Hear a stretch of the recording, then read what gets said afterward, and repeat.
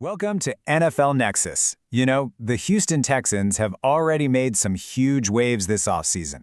They've gone from being this fun, ascending young team to a legitimate, bona fide heavyweight in the AFC. But here's the thing, the work is nowhere near done.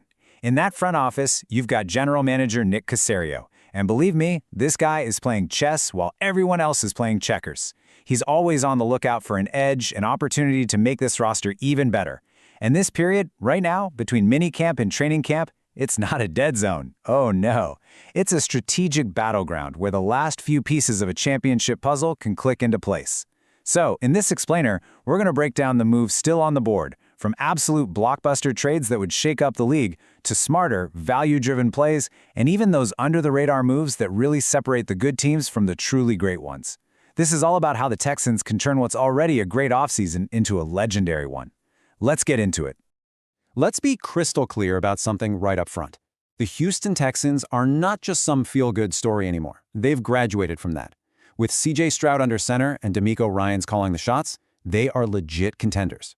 They're a team that nobody, and I mean nobody, wants to see on their schedule. But there's a huge difference, right? A Grand Canyon-sized gap between being a contender for a year or two and building a dynasty. A team that's in the championship conversation year after year after year. And making that leap, especially now with the salary cap, it takes this masterful blend of foresight, some seriously bold decisions, and just really intelligent asset management. So the big question that's going to frame our entire conversation today is this.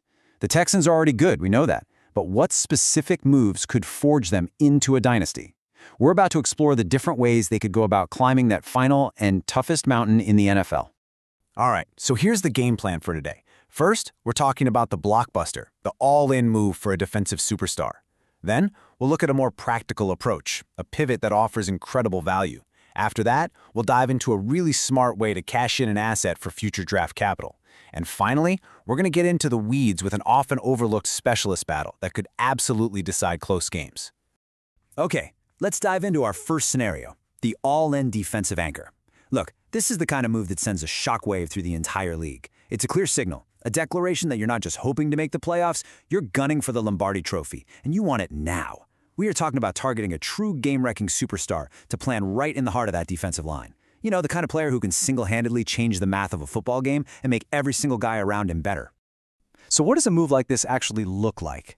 Well, one name that's been floated out there is Dexter Lawrence of the New York Giants. We're talking about one of the most dominant, physically imposing interior linemen in the whole league. And just look at the proposed price tag here, a 2026 first-round pick and a 2026 second-round pick. This isn't just a simple trade, it is a massive statement. It's a fundamental choice about how you allocate your resources. The Texans would be consciously trading away their future, the chance to draft two potential long-term, cost-controlled starters for immediate, undeniable, game-changing impact in the present. This is the definition of a win-now move. You're pushing all your chips to the center of the table because you believe your championship window is wide open. And this right here is exactly why a team would even think about paying that kind of price. The Texans' defense, under DeMeco Ryans, it's already scary good. They've got studs like Will Anderson Jr. and the new guy, Daniel Hunter, just creating chaos off the edge. They have a really solid piece in Sheldon Rankins on the inside, but Dexter Lawrence, he's a different kind of animal entirely. He's what you call a force multiplier. This is a guy who demands a double team on almost every single snap, and that creates a mathematical nightmare for opposing offenses. Just imagine for a second, you're an offensive coordinator trying to game plan for that. Who do you double team? If you slide your protection to handle Lawrence, well, now you've got Hunter and Anderson in one-on-one matchups on the outside. That is a losing proposition. If you try to chip the edge rushers, Lawrence is just going to collapse the pocket right into the quarterback's lap. This single move could take their defense from elite to a whole other level. An unstoppable force that dictates the terms of the game on every single down. But of course, a move this big always comes with a huge risk. And the hurdle here, it's really a double-edged sword. First, like we just saw, the draft capital is steep. But honestly, that's just the price to get in the door. The much bigger, longer-term issue is the contract. Dexter Lawrence is an elite player, and he would immediately need a new, elite, market-setting contract extension. We're talking upwards of $25 million a year. The Texans already have to start planning for massive extensions for their own young stars like Stroud, Nico Collins, and eventually Tank Dell. So adding Lawrence's gigantic salary to the books, it creates a significant financial strain. It really limits your flexibility to address other needs down the road, and it forces you to make some really tough calls on other valuable players. So the front office has to ask themselves, is the immediate, game-changing impact of Lawrence worth the long-term financial health of the roster? It's the classic win now versus win sustainable dilemma. So what if that price is just too high? What if mortgaging the future like that just isn't in the playbook? What's the alternative? Well, that brings us to our second idea, a more pragmatic pivot. This is the value play. It's all about finding a market inefficiency, identifying a player who can still give you a massive upgrade, but doing it in a way that's way more financially and strategically sustainable for the long run. And that pivot leads us straight to Daron Payne of the Washington Commanders. This really frames the core strategic choice for Nick Caserio perfectly. This isn't just about comparing two players' stats. It's about comparing two completely different philosophies on how to build a team. On one side, you have the Dexter Lawrence all-in approach. Super high cost, high immediate reward, but it could lead to a shorter championship window because of that financial strain. And on the other side, you've got the Daron Payne value approach. Now you're still getting a very talented, Pro Bowl caliber player, but you're doing it by looking for an angle, a reason why his value might be a little bit lower at this exact moment. It's a move that really prioritizes both winning now and keeping your future flexible. And just look at the difference in the price tag. I mean, it's night and day. Instead of a first and a second-round pick for Lawrence, the hypothetical trade for Daron Payne involves a 2026 third-round pick and a 2026 fifth. That is a massive, massive difference in draft capital. This allows the Texans to hold on to their premium picks, which are the lifeblood of any successful franchise, so they can keep building with cheap, young talent for the future. It's a move that makes the team better right now without crippling its ability to reload in the years to come. It's a much more balanced approach to building a roster. Now, you might be asking, why would a player like Payne be available for a lower price? Well, it's because he had a down year last season in Washington, at least by his own really high standards, and this is where a savvy GM like Nick Caserio can find a huge advantage. See, Payne was on a struggling Commanders team that's in the middle of a major rebuild. In Houston, the situation would be the complete opposite. He wouldn't be the main guy the offense is worried about. He'd be playing in that dream scenario we talked about earlier, right next to Sheldon Rankins, with Will Anderson and Danielle Hunter demanding all the attention on the outside. It's the perfect environment for a guy like Payne to just feast, giving him way more one-on-one matchups and a lot less pressure.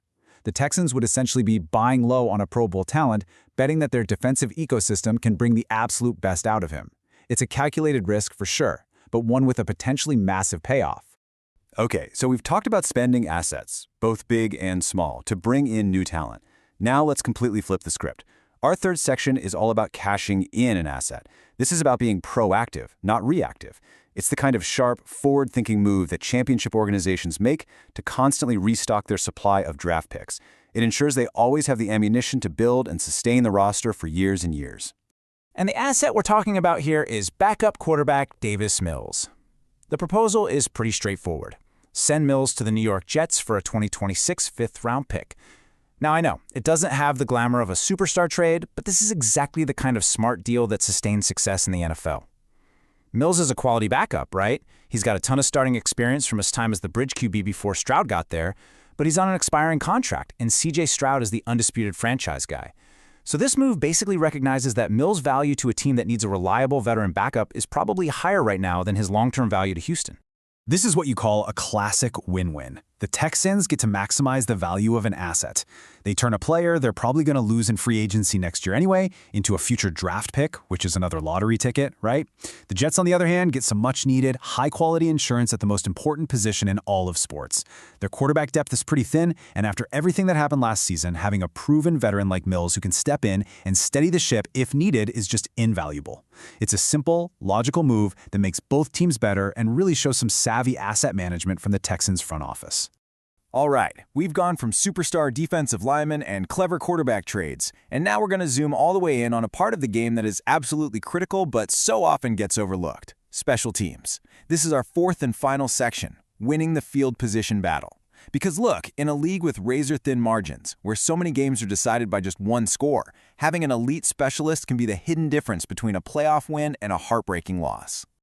So right now, the Texans have a pretty glaring hole on their roster: the punter position. Their starter for the past 2 seasons, the veteran Tommy Townsend, he left in free agency. And to add a little salt to the wound, he signed with their division rival, the Tennessee Titans. This creates a vacuum that they absolutely have to fill. You just can't have Super Bowl dreams with a big question mark at a key special team spot. Punting dictates field position, and field position impacts both your offense and your defense. So what's the plan? Well, it looks like the Texans are setting up a good old-fashioned training camp battle.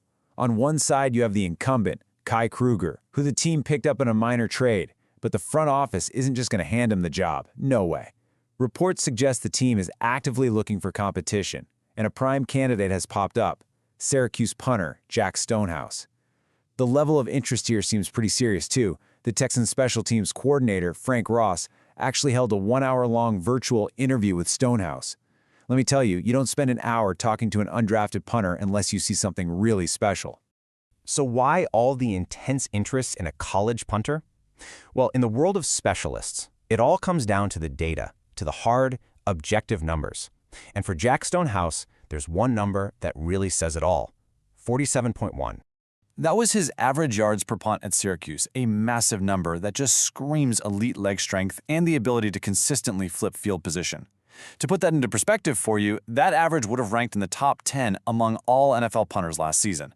Pro Football Focus even ranked him as the third best punter in the entire country, and he broke his school's net punting record. For the Texans, bringing in a high-ceiling prospect like Stonehouse to compete, it creates a real chance to find a long-term, high-level, and importantly, cost-effective solution at a crucial position. So that brings us to the end of our breakdown. We've looked at 3 very different, but all very plausible strategic paths for the Houston Texans. You've got the huge all-in superstar trade for Dexter Lawrence. You've got the more measured, pragmatic value play for Darren Payne. You have the savvy, asset-building move of trading Davis Mills. And you have the focused, specialist search to lock down that punter position. So I'll leave you with this question. If you were in GM Nick Caserio's chair, which path do you choose? Which move do you think has the biggest impact on turning this team from a contender into a true dynasty? Now, we really want to hear what you think. Which move should the Texans make? Let us know your choice down in the comments below. We read every single one of them. And hey, if you enjoyed this breakdown, do us a huge favor and hit that like button, and subscribe to NFL Nexus for more deep dives into the strategies that are shaping the league. It's truly the best way to support what we do here. And just one last thing before you go. If you're looking for another way to help support the channel, we've actually created a whole line of NFL-themed coloring books. Seriously, they're perfect for kids, grandkids, and honestly, they're pretty great for adults too who just want to chill out and show some team pride. You can check them all out by using the QR code on your screen right now, or by clicking the direct link right down there in the description below.